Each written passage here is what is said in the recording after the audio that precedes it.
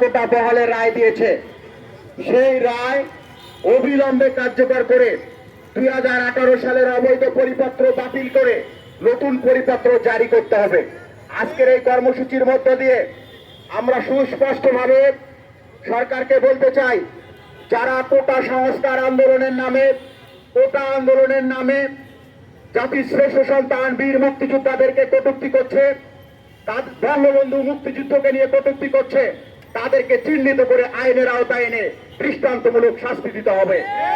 কারণ এদেশ আমাদের বাবারা স্বাধীন করেছিল বলে আজকে আপনারা রাষ্ট্রীয় ক্ষমতা পরিচালনা করছেন। আমাদের বাবারা এই দেশ স্বাধীন করেছিল বলে আজকে আপনারা প্রধান বিচারপতি হতে পেরেছেন, আপনারা আজকে বাংলাদেশের রাষ্ট্রপতি হতে পেরেছেন, প্রধানমন্ত্রী হতে পেরেছেন। আমাদের বাবারা যুদ্ধ করেছিল বলেই আজকে বঙ্গবন্ধু জাতির পিতা হতে পেরেছেন। সুতরাং আমাদেরকে নিয়ে দেশে কেউ কটূক্তি করলে আমরা তাদেরকে এক বিন্দু ছাড় দেব না। আইন শৃঙ্খলা বাহিনীর কাছে আমরা বলতে চাই, আপনারা সামাজিক যোগাযোগ মাধ্যমগুলো পরীক্ষা নিরীক্ষা করে দেখুন, সেখানে প্রতিনিয়ত উস্কানিমূলক মুক্তিযোদ্ধা সন্তান পরিবার বঙ্গবন্ধু মুক্তিযুদ্ধকে নিয়ে কটূক্তি করা হচ্ছে। আজও পর্যন্ত সরকার তাদের বিরুদ্ধে কোনো ব্যবস্থা গ্রহণ করেনি। আজকে মুক্তিযোদ্ধাদেরকে নিয়ে কটূক্তি করছে, মুক্তিযোদ্ধা পরিবারদেরকে নিয়ে কটূক্তি করছে। আমরা সুস্পষ্টভাবে মুক্তিযোদ্ধা সন্তানরা বলতে চাই যে এদেশে আমরা স্বাধীনতা বিরোধী অপশক্তির কোনো আস্ফালনা সহ্য করব না। আমরা এদেশে দুর্বার আন্দোলন করে যাবে, আবার এই দুর্বার আন্দোলন করে তাদেরকে বিশেষ ট্রাইব্যুনালের মাধ্যমে বিচার নিশ্চিত করতে বাধ্য হব। আমরা জানি মুক্তিযুদ্ধের সপক্ষের শক্তি ক্ষমতায় থাকা অবস্থায় আজকে মুক্তিযোদ্ধা পরিবারদেরকে দিয়ে কটূক্তি করা হচ্ছে। এই স্বাধীন রাষ্ট্রে এটি কখনোই মেনে নেওয়া যায় না। আমরা সুস্পষ্টভাবে বলতে চাই, অবিলম্বে মুক্তিযোদ্ধা কোটা বহালের রায় কার্যকর করে নতুন পরিপত্র জারি করে কোটার পূর্ণাঙ্গ বাস্তবায়ন এবং সংরক্ষণ করতে হবে। আমরা সরকারকে বলতে চাই যে তারা কথায় কথায় 56% কোটার কথা বলে, আমাদের 30%-এর বাইরে আপনারা 70% কাকে দিবেন, কি করবেন, এটি আপনাদের ব্যক্তিগত বিষয়।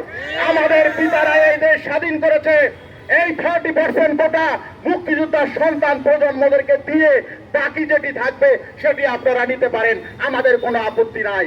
এই দেশ আমরা স্বাধীন করেছি, আমাদের পিতারা স্বাধীন করেছে, এখানে আমরা এক বিন্দু ছাড় দেব না।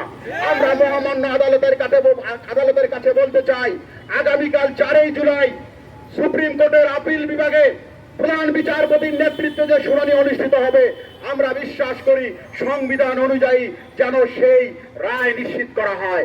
কারণ সংবিধানে সুস্পষ্টভাবে বলা আছে 29(3) ক অনুচ্ছেদে যে রাষ্ট্র ইচ্ছা করলে বিশেষ বিধান প্রবর্তন করে তারা বিশেষ কোটা সুবিধা দিতে পারে।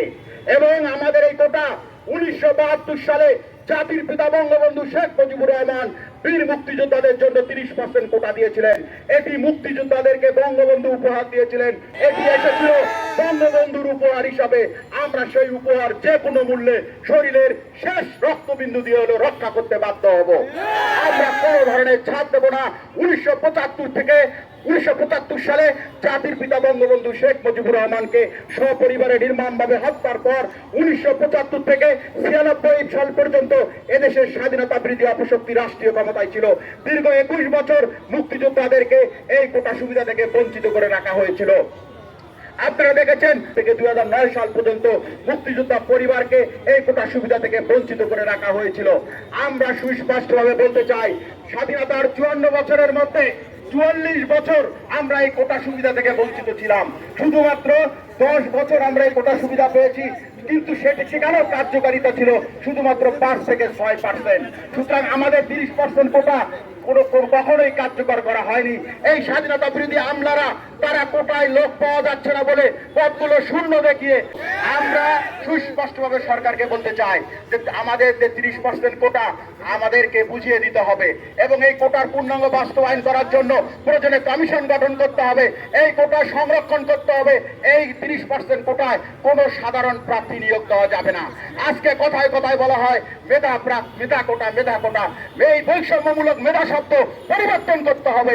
কারণ যারা কোটায় নিয়োগ পায় তাদেরকে প্রিলিমিনারি লিখিত ভাইভা পরীক্ষায় উত্তীর্ণ হওয়ার পরেই কোটা সুবিধার আওতায় আসতে হয়। সুতরাং যারা কোটায় নিয়োগ পায় তারাও এখানে মেধাবী, যারা কোটার বাইরে নিয়োগ পায় তারাও এখানে মেধাবী। সুতরাং কোটা কখনো বৈষম্য তৈরি করে না। কোটা বৈষম্য দূর করে সমাজের সকল শ্রেণীর মানুষের জন্য সমান সুযোগ সুবিধা নিশ্চিত করে এই কোটা ব্যবস্থা। বিশ্বের সকল রাষ্ট্রে কোটা ব্যবস্থা প্রচলিত আছে, বাংলাদেশে কেন কোটা ব্যবস্থা থাকবে না? আজকে আমরা দেখতে পাই যে কথায় কথায় বলা হয় মেধা কোটা। এটির নাম কখনো মেধা কোটা হতে পারে না, এটির নাম হবে সাধারণ কোটা। কারণ যারা নিয়োগ পায় তারা সকলেই মেধাবী, তাদেরকে সকলকে একই পরীক্ষার প্রশ্নপত্রে পরীক্ষায় অংশগ্রহণ করে তাদেরকে কিন্তু ভাইভাই উত্তীর্ণ হয়ে তারপরে কোটা সুবিধার আওতায় আসতে হয়। সুতরাং এখানে সবাই মেধাবী, কেউ অমেধাবী নয়। সুতরাং এইভাবে হবে যে সাধারণ প্রার্থী এবং অন্যান্য কোটা, এইভাবেই এই শব্দগুলো পরিবর্তন সংশোধন করে আপনাদেরকে নিয়ে আসতে হবে।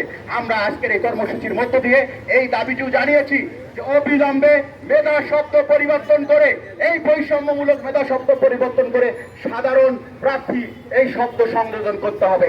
আজকের এই 7 দফা দাবিতে আমরা সুস্পষ্টভাবে এই কথাটি বলেছি। আমরা চাই অবিলম্বে এই 7 দফা দাবি সরকারকে বাস্তবায়ন করতে হবে। যদি এই 7 দফা দাবি আমরা বাস্তবায়ন দেখতে না পাই, আমরা এর চেয়ে আরো বড় কঠোর কর্মসূচি ঘোষণা করতে বাধ্য হব।